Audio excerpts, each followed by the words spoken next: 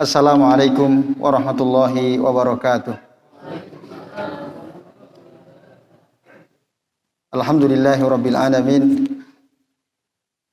Alhamdulillahi hamdan katsiran thayyiban mubarakan fih, mubarakan alaihi kama yuhibbu rabbuna wa yarda. Asyhadu an la ilaha illallah wahdahu la syarikalah wa asyhadu anna Muhammadan abduhu wa rasuluh.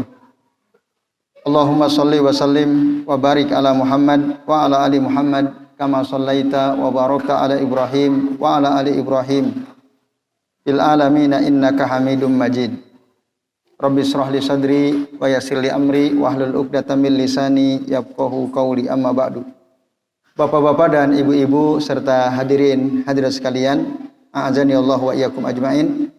Alhamdulillah pada maghrib hari ini, ya, meskipun gerimis terus ini ya, kita tetap bisa hadir ya, ke majelis ini untuk bersama-sama mempelajari hadis-hadis Nabi Shallallahu Alaihi Wasallam dari kitab Bulughul Maram yang disusun oleh Al-Hafidh Ibnu Hajar Al-Asqalani rahimahullah. Pada kesempatan malam ini Bapak Ibu, kita akan melanjutkan pembahasan kitab nikah ya, bab al-kafa'ah wal khiyar, hadis yang keempat ya. Yaitu hadis dari Abu Hurairah radhiyallahu anhu. Mari kita perhatikan hadisnya. Kata Abu Hurairah, annan nabiyya sallallahu alaihi wasallam qala. Sesungguhnya Nabi ya sallallahu alaihi wasallam beliau bersabda, ya bani bayadhah angkihu aba hindin. Wahai bani bayadhah, nikahkanlah anak-anak perempuan kalian dengan Aba Hindin. Wangkihu ilaihi. Dan ya, khitbahlah atau nikahilah anak-anak perempuan Abu Hindun tadi ya. Yang pertama, nikahkanlah anak-anak perempuan kalian dengan Aba Hindin, atau ya, nikahilah anak-anak perempuan Abi Hindin ya, Abi Hindin. Wa kana hajjama, dan Abu Hindin ini adalah seorang tukang hajjam. Apa itu? Bekam ya, tukang bekam. Nah, bapak-bapak dan ibu-ibu serta hadirin hadirat sekalian, a'azani Allah wa iyyakum ajmain. Yang pertama yang perlu disampaikan, siapakah Bani Bayadhah itu? Lalu siapa pula Abu Hindin? Ya, Abu Hindin itu. Supaya kita tahu konteks hadis ini. Ya. Yang pertama, Banu Bayadhah itu ya, adalah anak keturunan dari suku Khazraj. Salah satu suku penting yang ada di Madinah. Ya, dan salah satu suku kaum Ansar, Al-Khazraj. Nah, dari situlah nanti ada kabilah atau ada Bani Bayadhah. Jadi Bani Bayadhah itu dari suku Khazraj. Bapak Ibu dan hadirin sekalian, azani Allah wa iyyakum ajmain. Sementara Abu Hindin ini adalah salah seorang budak dari Parwah bin Amru al-Bayadi. Parwah bin Amru al-Bayadi ini adalah tokoh yang berasal dari Bani Bayadhah. Jadi si Abu Hindin ini adalah budak. Dulu budaknya salah seorang tokoh dari siapa? Bani Bayadhah. Bani Bayadhah adalah salah satu suku dari Khazraj. Lalu Bani Bayadhah salah satu tokohnya adalah Parwah bin Amru. Dia dulu punya budak namanya Abu Hindin. Nah, itu kunyahnya, nama aslinya Abdullah. Ya. Lalu dia merdeka dan mata pencahariannya adalah hajjama. Hajjam tadi apa? Tukang bekam. Nah, Bapak Ibu coba perhatikan, Nabi menyuruh mantan tuannya kan suku Bayadhi tadi ya.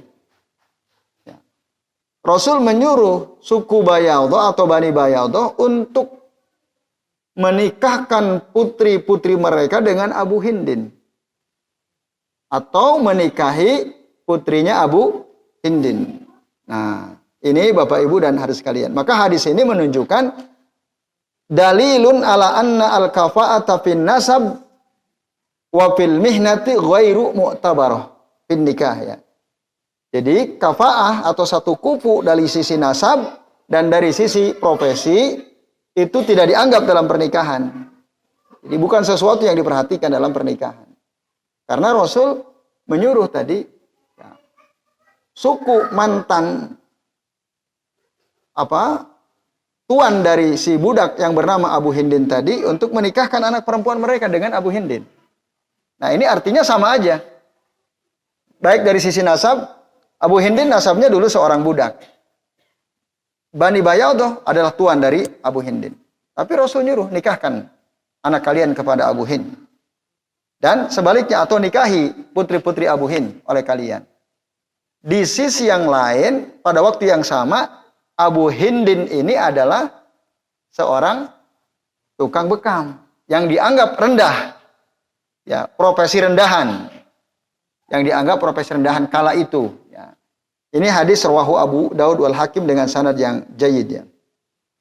Nah, maka dengan demikian Bapak Ibu dan sekalian, profesi itu ya bukan perhitungan. Bukan sesuatu yang perlu dipertimbangkan dalam pernikahan. Apapun profesi seseorang selama dia bekerja dan pekerjaannya halal, boleh gitu ya. Tidak menunjukkan kerendahan seseorang. Bahkan Syekh Abdul Aziz bin Baz rahimahullah mengatakan, "Wa ma'lumun annal hijamah wad dibagha wal hiyakah wal haddadah fiha masalih azimah lil muslimin." Sudah diketahui bahwa bekam, ya tukang bekam, tukang dibag itu menyamak, ya tukang samak, wal hiyakah tukang tenun, wal haddadah tukang besi. Itu pada profesi-profesi tersebut ada masalih azimah lil muslimin. Ada kemaslahatan yang besar bagi kaum muslimin. Ya. Maka falladhi yaqumu biha jadirun bi an yuskara alla yuhmala. Nah, orang yang bekerja dengan profesi-profesi yang disebutkan itu tadi patut disyukuri. Kita harusnya bersyukur. Ada orang yang tukang bekam, ada orang yang tukang samak, ada tukang tenun, ada tukang besi. Harusnya kita syukur ada keberadaan mereka itu. Dan tidak direndahkan, tidak diremehkan mereka itu. Nah, ini Bapak-bapak dan ibu-ibu serta hadirin sekalian, a'azanillahu wa iyyakum ajmain. Nah, kalau kita tidak mau menikahkan anak-anak kita dengan profesi yang sudah disebutkan itu tadi, maka nanti orang tidak akan ada yang mau jadi tukang bekam. Tidak akan ada yang mau jadi tukang samak. Tidak akan ada yang mau jadi tukang besi. Tidak akan ada yang mau jadi tukang tenun. Repot. Padahal misalnya bekam itu adalah sunnah Rasul. Rasul kalau sakit beliau dibekam. Nah coba kalau nggak ada, kita mau dibekam sama siapa? Karena orang semua nggak mau gitu. Pekerjaan itu dianggap rendah. Nah, kan susah gitu. Nah, ini bisa lihat padahal dibekam itu enak gitu ya. Dibekam itu jadi ringan terasa. Apalagi kalau kita rutin dibekam ya. Itu nikmat ya. Jadi enak, jadi ringan gitu ya. Nah, kalau nggak ada sulit gitu. Oleh karenanya mereka jangan dianggap remeh, harusnya kita bersyukur. Kata saya Abdul Aziz bin Baz ya rahimahullah. Nah ini Bapak Ibu sekalian, maka hadis yang pertama ya itu tertolak ya yang kita sudah bahas kemarin bahwa orang Arab itu sekupu dengan orang Arab, budak sekupu dengan mantan budak sekupu dengan mantan budak. Nah, kecuali tukang tenun atau tukang bekam itu tidak sekufu ya ketika mereka profesinya adalah tukang bekam atau tukang tenun. Nah, ini hadis mungkar. Dan dibantah oleh hadis yang keempat ini. Itu kesimpulan yang pertama. Bapak Ibu dan hadirin sekalian, a'azanillahu wa iyyakum ajmain. Maka hadis ini menjadi dalil bagi Imam Malik dan bagi para ulama yang satu pandangan dengan beliau bahwa sekufu itu ya standarnya adalah agama saja. Ad-din wahdahu duna ghairuhu. Tidak yang lain. Jadi kalau kita mau cari pasangan hidup untuk anak kita, untuk cucu kita, cari yang sekufu. Maksudnya apa? Sekufu dari sisi agama yang sama agamanya. Jangan dengan orang yang beda agamanya. Soal profesi dia apa, berbeda dengan anak kita, nggak ada masalah. Nah, soal nasabnya, itu berbeda dengan kita, nggak ada masalah. Yang penting agamanya sama. Itu yang perlu diperhatikan Bapak Ibu dan hadirin sekalian. Nah, maka Imam Malik tegas ya, mengatakan hanya agama saja. Dan apa yang dicenderungi oleh Imam Malik, ini juga ya, ada riwayat dari Imam Ahmad. Ini ada pendapat yang dipilih oleh Ibnu Abdul Bar, oleh Syekhul Islam Ibnu Taimiyah rahimahullah, termasuk oleh murid beliau Ibnu Qayyim al-Jauziyah, dan termasuk Imam Asy-Syaukani, Syekh Abdul Aziz bin Baz, ya, ulama muasir. Sama, mereka berpandangan bahwa ukuran sekufu itu hanyalah agama, yaitu kesolehan dan ketakwaannya. Laisa bin nasab walal hasab. Ya, bukan nasab, bukan hasab, juga wala mihnah, bukan profesi. Ya. Illa idza kana fasikon, kecuali kalau dia orang fasik. Nah, kalau orang fasik itu perlu ya dipertimbangkan. Artinya apa? Jangan sampai kita punya anak menikah dengan orang fasik. Dengan orang fasik. Siapa itu orang fasik? Nah, orang fasik itu apa Bapak Ibu? Masih ingat? Ma huwal fasik? Kan ada al-munafik, ada al-kafir, ada al-fasik. Mana al-fasik? Fasik itu orang yang tahu mana yang benar tapi tidak diamalkan. Tahu mana yang jelek tapi dilakukan. Nah, itu orang fasik. Kalau orang fasik jangan.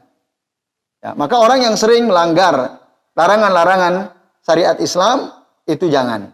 Jangan kita nikahkan dengan orang seperti itu.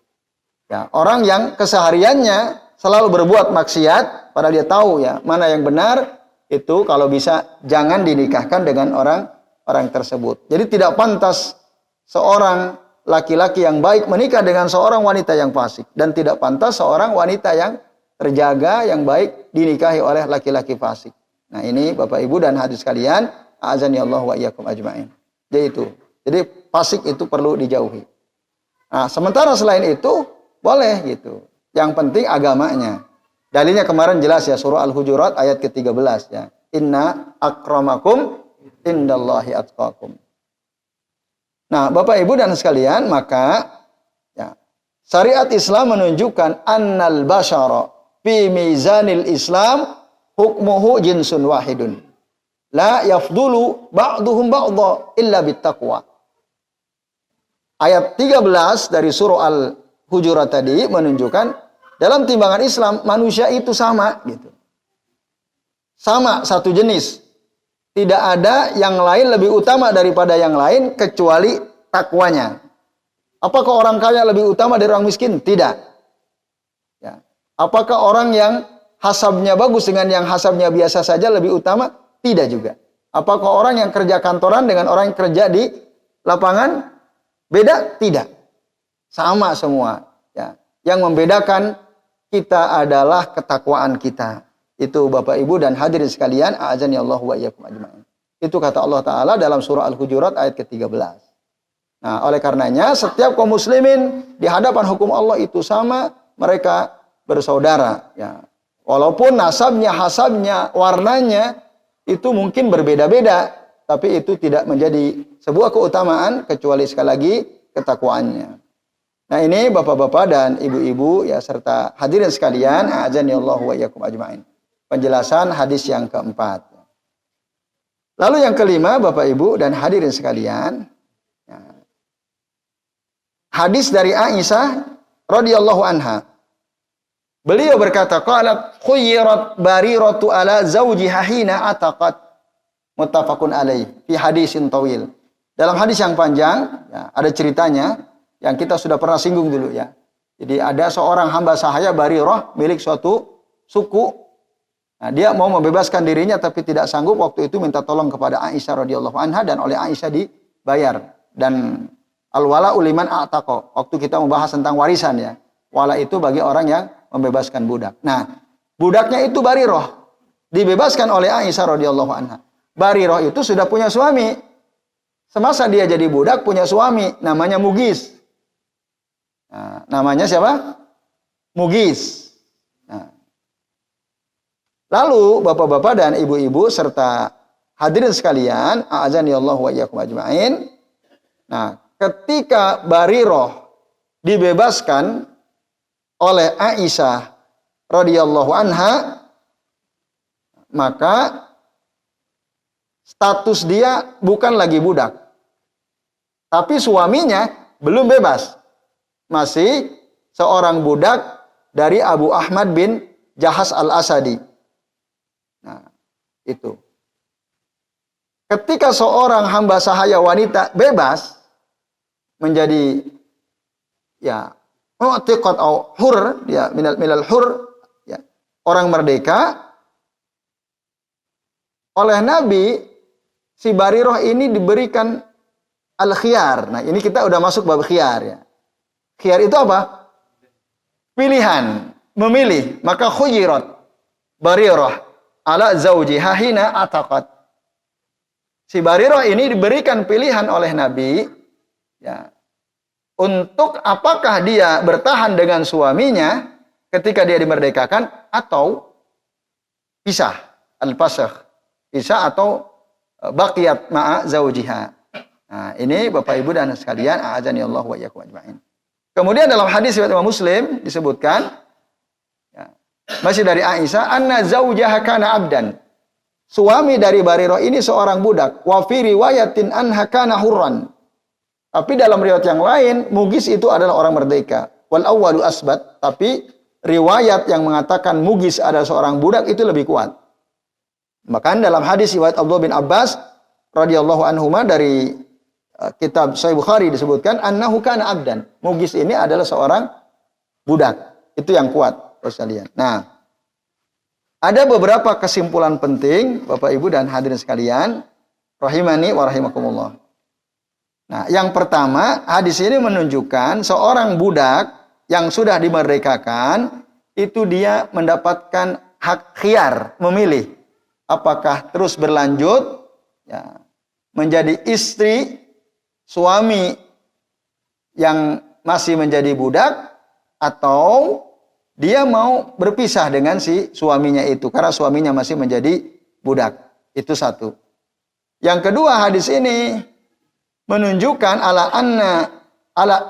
ala tibari al-hurriyati fil kafa'ah baina az-zawjaini wa annahu syartun fala yakunu al-abdu kufwan lil hurrati. Hadis ini juga menunjukkan bahwasannya kemerdekaan seseorang atau suatu kemerdekaan dalam kafa'ah tadi, masalah sekufu atau tidak di antara dua suami istri adalah syarat gitu. Jadi seorang istri atau mau dinikahi oleh seorang laki-laki, nah boleh dipertimbangkan soal apakah laki-laki ini budak atau orang merdeka. Kalau si perempuan ini seorang merdeka lalu mau dinikahkan dengan seorang budak, maka boleh dia, wah ini nggak sekufu gitu. Boleh. Karena memang hamba sahaya dan orang merdeka tidak sekufu. Apalagi misalnya istrinya orang merdeka, suaminya budak. Seorang budak milik siapa? Milik tuannya. Kalau dia menjadi suami bagi seorang istri merdeka, dia punya kewajiban nggak menafkahi istrinya? Seorang suami yang budak, ketika dia punya istri dan istrinya orang merdeka, suami ini punya kewajiban untuk menafkahi istrinya atau tidak? Saya ulangi ya. Apabila ada seorang wanita, dia orang merdeka, bersuamikan seorang hamba sahaya, budak. Apakah sang suami yang statusnya sebagai budak ini punya kewajiban untuk menafkahi istrinya? Ya tetap punya. Apapun status seorang suami, dia punya kewajiban menafkahi istrinya meskipun dia seorang budak. Karena nafkah itu kan kewajiban suami. Nah, coba bayangkan jika suaminya budak, istrinya orang merdeka, sementara dia punya kewajiban memberi nafkah kepada istrinya. Dia cari uang, padahal dia punya tuan. Tuannya boleh nggak minta uang si budak ini? Boleh, karena dia harta si tuannya. Lalu bagaimana dia bisa menafkahi istrinya, sementara misalnya tuannya nggak mau? Nah, susah. Oleh karenanya, suami yang budak ini tidak sekufu dengan wanita yang orang merdeka. Nah, ini. Oleh karena itu, Bapak Ibu dan hadirin sekalian, itu ya syarat untuk diperhatikan. Tetapi ya wal kafa'atu fil hurriyati laisat syarutan li sihhatin nikah. Tapi sekufu dalam konteks merdeka itu bukanlah syarat untuk menentukan apakah pernikahannya sah atau tidak. Artinya boleh saja kalau si perempuan itu mau menikah dengan suami budak, sah nggak nikahnya? Ya sah gitu, sah. Tapi seorang wanita yang merdeka harusnya dipikirkan kalau dia akan dinikahi oleh seorang budak. Karena ini masalah kafa'ah. Itu bos kalian. Nah, mana dalilnya kalau seorang wanita merdeka itu boleh menikah dengan seorang budak? Artinya, itu bukan syarat sahnya nikah. Mana dasarnya? Dasarnya adalah ketika Nabi memberikan pilihan kepada si Barirah. Kan gitu. Seandainya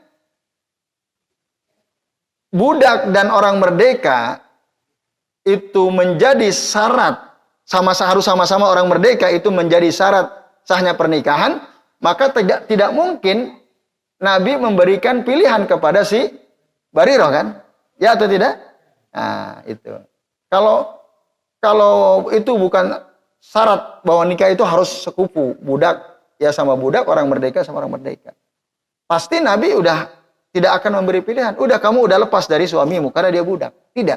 Nabi khuyyirat. Ya, dia diberikan pilihan oleh Nabi sallallahu alaihi wasallam. Nah, ini sekalian, a'adzani Allah wa iyyakum ajma'in. Nah, kemudian Bapak Ibu, kalau si wanita tadi ridho, walinya ridho, boleh budak dengan orang merdeka menikah. Itu.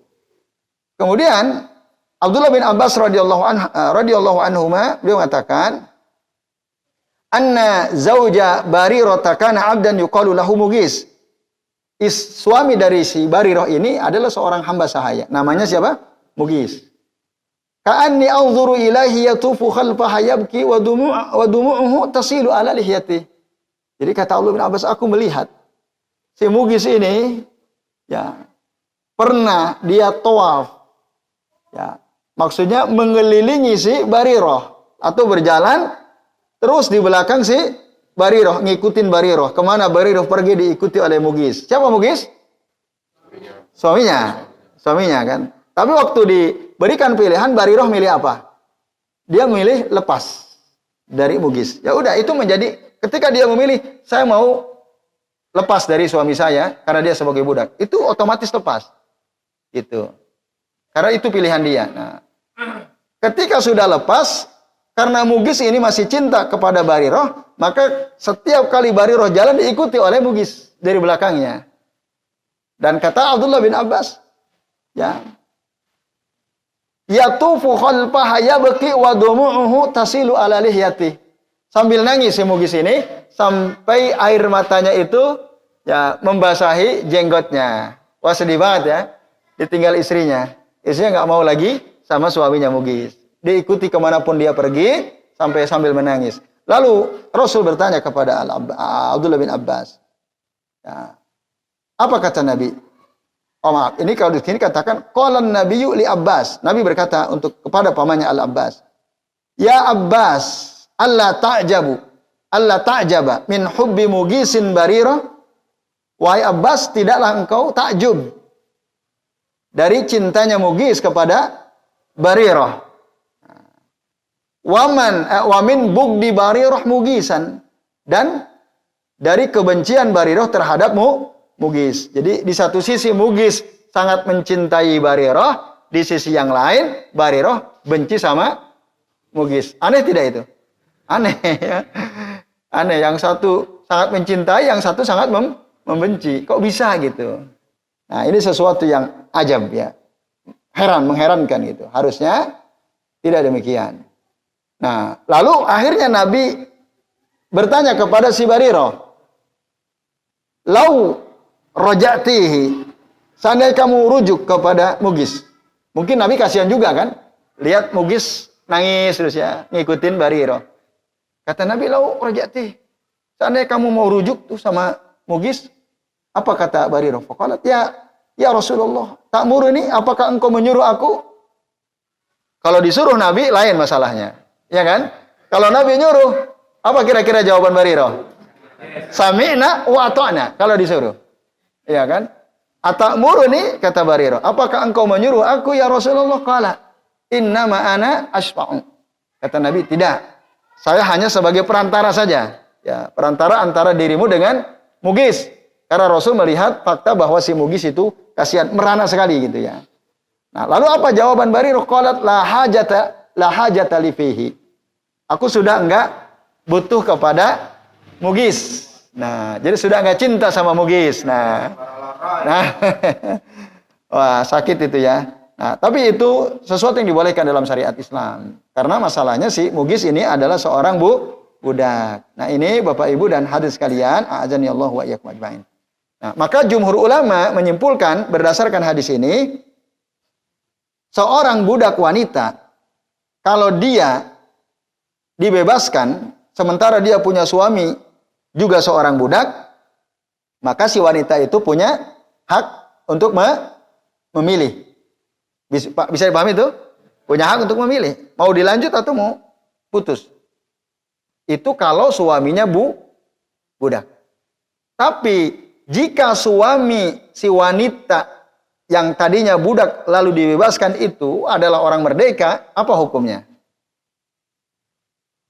Tadi kan kesimpulan pertama, kalau ada wanita dulunya budak dibebaskan, punya suami, suaminya masih budak, maka si wanita itu punya pilihan untuk lanjut atau pisah. Gitu kan? Terserah dia. Nan Barirah faktanya dia pilih pisah.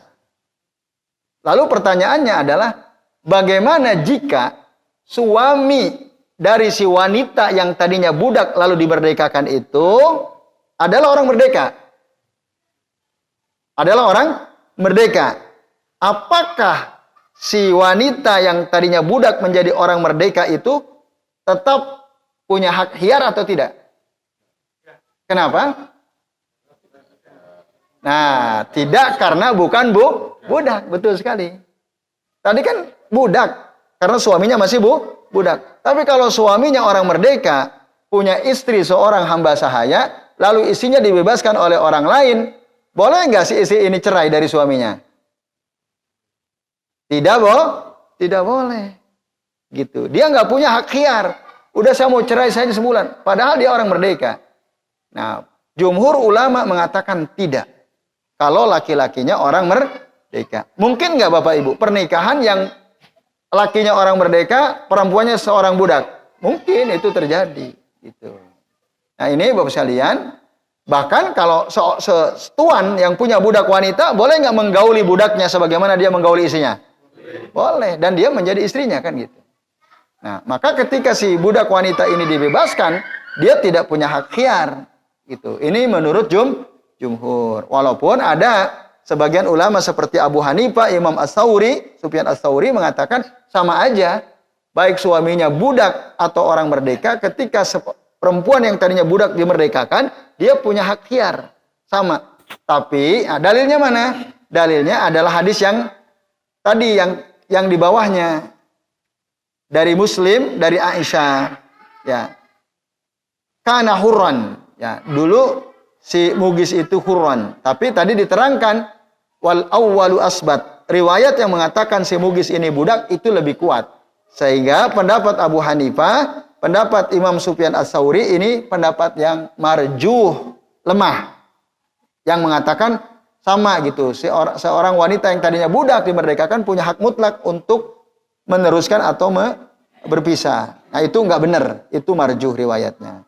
Nah ini Bapak Ibu dan hadirin sekalian, a'azani Allahu wa iyyakum ajmain. Nah, lalu yang terakhir dari hadis ini adalah para ulama jumhur mengatakan hadis ini menunjukkan ala anna bai'al amati laisa talaqan laha. Ya. Ketika seorang hamba sahaya itu dijual, nah ini bukan tanda bahwa dia otomatis bebas gitu. Tidak. Ketika seorang misalnya ada suami istri budak semua milik seorang tuan gitu ya misalnya. Lalu oleh tuannya isinya itu dijual ke orang lain. Dijual dia. Nah, ini tidak berarti dia cerai dari suaminya. Jadi statusnya tetap mereka suami istri. Walaupun istrinya sudah dijual. Mana dalilnya? Dalilnya kan Aisyah. Aisyah membeli Bariroh kan? Ya itu tadi ya? Ya. Apakah otomatis si Bariroh cerai dengan si Mugis? Tidak. Baru cerai setelah diberikan khiyar oleh Nabi gitu. Jadi menjual budak wanita itu tidak otomatis cerai. Sampai si budak wanita ketika merdeka itu dia lebih memilih bahwa saya ingin cerai dari atau ingin lepas dari suami saya karena status dia adalah seorang budak. Nah, ini bapak-bapak dan ibu-ibu serta hadir sekalian, azani Allah wa iyyakum ajmain. Sekarang itu Isya jam berapa? 5 menit lagi. Nah, monggo supaya ada waktu lebih cukup. Silakan Bu kalau mau bertanya. Ya. Waalaikumsalam warahmatullahi wabarakatuh.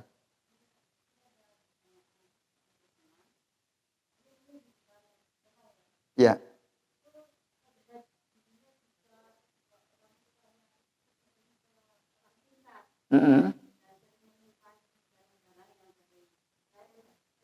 Ya.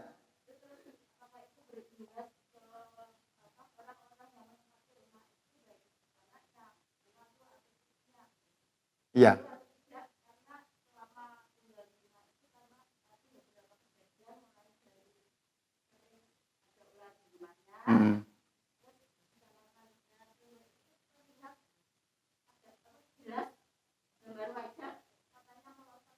Tapi sebenarnya nggak ada gambar itu di kamar mandi. Gambarnya nggak ada.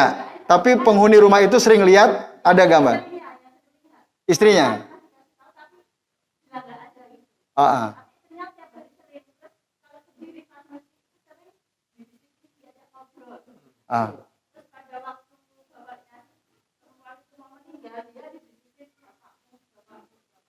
Ya, yang bisikin makhluk halus. Ya, ya, ya.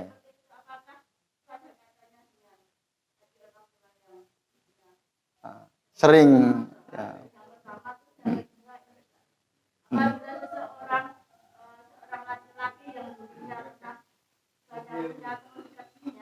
Punya apa? Oh, punya pacar.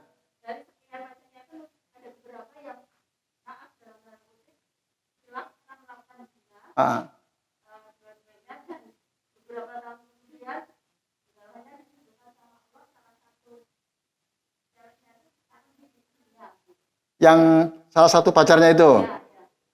Terus dan mereka pernah berzina atau tidak? Lalu dijodohkan ketemu dengan orang yang pernah berzina dengannya. Iya, ya terus? Yang ditanyakan dari menikah dengan seorang wanita yang pernah dijinahinya. Iya.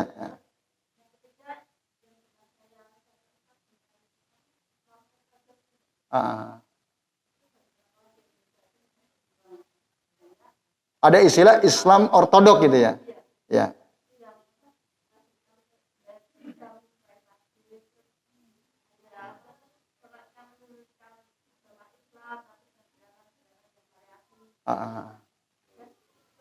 Ya, baik, terima kasih Bu Tia ya.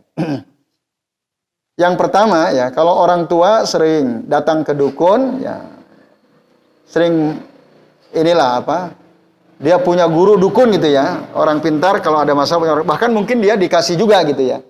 Dikasih semacam benda-benda yang udah diisi gitu ya, entah jimat atau keris dan lain sebagainya, apakah akan berimbas kepada anak keturunannya? Gitu. Bapak Ibu dan sekalian, itu ya pertanyaan pertama ya. Nah, dan ada fakta bahwa tadi yang istrinya itu mantu atau anak mantu atau anak asli? Anak mantu ya, orang lain ya. Nah, oke itu. Tapi anak aslinya yang laki-laki tidak pernah melihat kejadian seperti itu.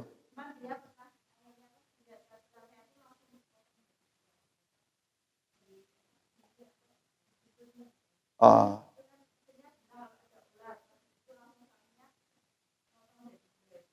dibunuh, potong jadi dua. Ya. Baik Bapak Ibu dan hadirin sekalian, azan ya Allah wa iyyakum ajmain ya. Bisa jadi ada pengaruhnya terhadap anak keturunan ya. Apalagi mungkin dia waktu transaksi dengan si dukun itu ya melibatkan anak keturunannya. Di siang lain, ini ada sebuah keluarga dulu orang tuanya itu dekat dengan perdukunan gitu ya. Nah, akhirnya ada dua anaknya itu tidak normal. Tidak normal.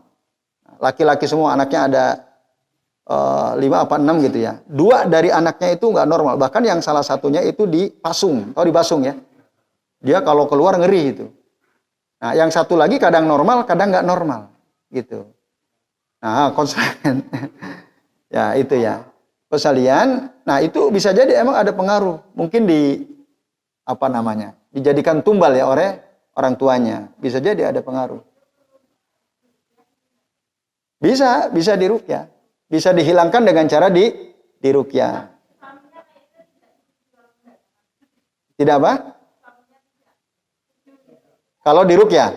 Nah, itu harusnya. Tapi emang rumah yang sering tadi ya, rumah orang yang akrab dengan mistik-mistik seperti itu berdukunan, tentu ada pengaruhnya ya.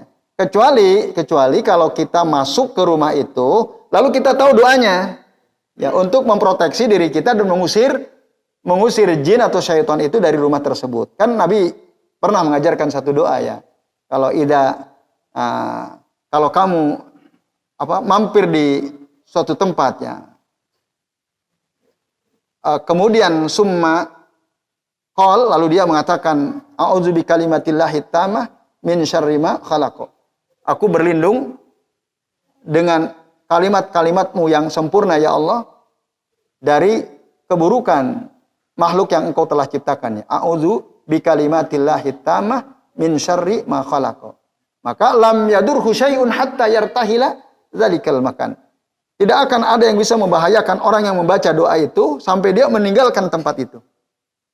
Jadi selama dia ada di situ, nazala manzilan summa qala tadi a'udzu bikalimatillahi tammah lam yadurhu syai'un hatta yartahila dzalikal makan. Itu kalau kita tahu doanya, baca doa itu, maka jin, syaitan ya dan yang sejenisnya itu nggak akan bisa mengganggu kita karena sudah mendapatkan penjagaan dari Allah Subhanahu wa taala. Maka penting kalau kita mau mampir di satu tempat, mau tinggal di satu rumah, apa? Ya boleh juga, mau lewat. Kalau yang syiriknya klakson tuh ya. Ya itu syirik itu. Masa klakson bisa? Nah, katanya kulonunya klakson. Kalau nggak klakson ada kejadian pasti celaka gitu ya. Itu syirik ya. Nah, maka kembalilah kepada apa yang diajarkan oleh Nabi dengan membaca doa itu diantaranya. Nah, nanti setelah itu hidupkan ya, baca Al-Quran di rumah, hidupkan dengan sholat sunnah, hidupkan dengan zikir pagi, petang di rumah. Supaya jin, iblis, syaitan itu pada kabur. Karena hidup rumahnya dengan ibadah kepada Allah Subhanahu wa taala. Nah, itu ya, Bapak sekalian, sebenarnya bisa dihilangkan dan meruqyah itu tidak harus lewat orang lain sebenarnya. Kita sendiri bisa meruqyah. Gitu. Caranya gimana ya? Kita sering tadi zikir pagi petang kan ruqyah luar biasa itu. Itu penjagaan luar biasa itu. Kalau Bapak Ibu bisa amalkan itu ya. Kalau enggak hafal pulang ke rumah buka kitabnya baca. Bisa enggak? Bisa. Kalau kita enggak hafal kan baca aja. Bahkan itu lebih aman dari ngantuk. Kalau kita hafal kadang ngantuk. Ya kan? Tapi kalau baca insya Allah kita enggak ngantuk tuh. Nah, itu. Kadang ini udah berapa? Balik lagi. Tapi kalau kita baca kitabnya, kitab zikir pagi petang kan ada itu, banyak dijual. Karya saya salah satu di antaranya ya, karya saya Sa'id bin Wahab Al-Qahtani. Nah, baca itu, hidupkan zikir pagi petang di rumah. Kabur Bapak Ibu sekalian. Jin, iblis, syaitan nggak bisa masuk ke rumah kita. Itu. Jadi gampang sebenarnya. Nggak usah mengundang tukang ruqyah. Bahkan kalau kita ingat hadis Nabi yang pernah juga kita bahas ya. Orang yang minta diruqyah itu apa konsekuensinya? Tiket dia masuk surga tanpa dihisab dan diadab hangus itu. Kalau kita minta diruqyah sama orang, udah kita ruqyah saja. Ya. Kalau suaminya bilang nggak usah, ya ruqyah sendiri. Apa suaminya ngontrol 24 jam kan enggak kan? Dia waktu kerja udah baca saja zikir-zikir di rumahnya. Jadi itu, Butia. Jadi makhluk-makhluk halus seperti itu dia takut ya dengan ayat-ayat Allah yang kita baca, dengan doa-doa yang diajarkan oleh Rasul Shallallahu Alaihi Wasallam. Itu zikir pagi petang itu luar biasa itu. Kalau bisa diusahakan setiap hari. Kalau nggak bisa 2 hari sekali, nggak bisa seminggu sekali. Itu kalau nggak bisa. Intinya usahakan zikir pagi petang dihidupkan di rumah. Itu akan mengusir semua makhluk-makhluk halus, Bapak sekalian. Nah, soal ular tadi bukan otomatis ketika ada ular ada makhluk halus, tidak mesti. Bisa jadi ada ular karena memang di rumahnya banyak semak-semakan. Terus pintunya terbuka, ularnya masuk. Itu bisa jadi. Nah, tapi ada ular yang dari jenis jin atau syaitan itu ada. Nah, salah satu di antara cirinya warnanya hitam. Nah, dalam kitab Makarimul Akhlak yang tadi saya sudah ini ya Pak Wikan tadi. Karya saya Ibnu Aqil rahimahullah, di sana diterangkan ada riwayat. Jadi kalau ular warnanya hitam, jalannya lurus, itu tanda bahwa dia dari jenis jin atau syaitan. Warna hitam. Itu jangan langsung dibunuh. Kalau langsung dibunuh malah berbahaya. Dulu Rasul pernah cerita, ya, ada orang menikah suami istri, lalu suaminya pergi, ketika pulang istrinya menjerit-jerit. Ketika suaminya datang bertanya, apa gerangan yang membuat engkau ketakutan menjerit-jerit? Kata istrinya, itu ada ular di atas tempat tidur. Ada ular di atas tempat tidur. Kira-kira bapak-bapak nih kalau di rumah lihat ada ular di atas tempat tidur, apa yang akan bapak lakukan? Apalagi baru nikah kan gitu. Wah, ini kurang ajar nih ular kan. Kira-kira apa yang dilakukan? Bunuh kan? Dibunuhlah oleh si suami itu. Ular tadi dibunuh. Mati. Dalam waktu singkat suaminya mati juga. Mati juga suaminya. Ya. Bingung kenapa suaminya mati habis bunuh ular? Karena ular yang dibunuh adalah jin. Itu. Maka jin tidak terima, dia balas dendam. Nah, itu ada riwayatnya disampaikan oleh Nabi SAW. Oleh karenanya Bapak Ibu, kalau ada ular warnanya hitam, jalannya lurus, usir dulu. Usir 3 kali. Ukhruj, ukhruj, ukhruj.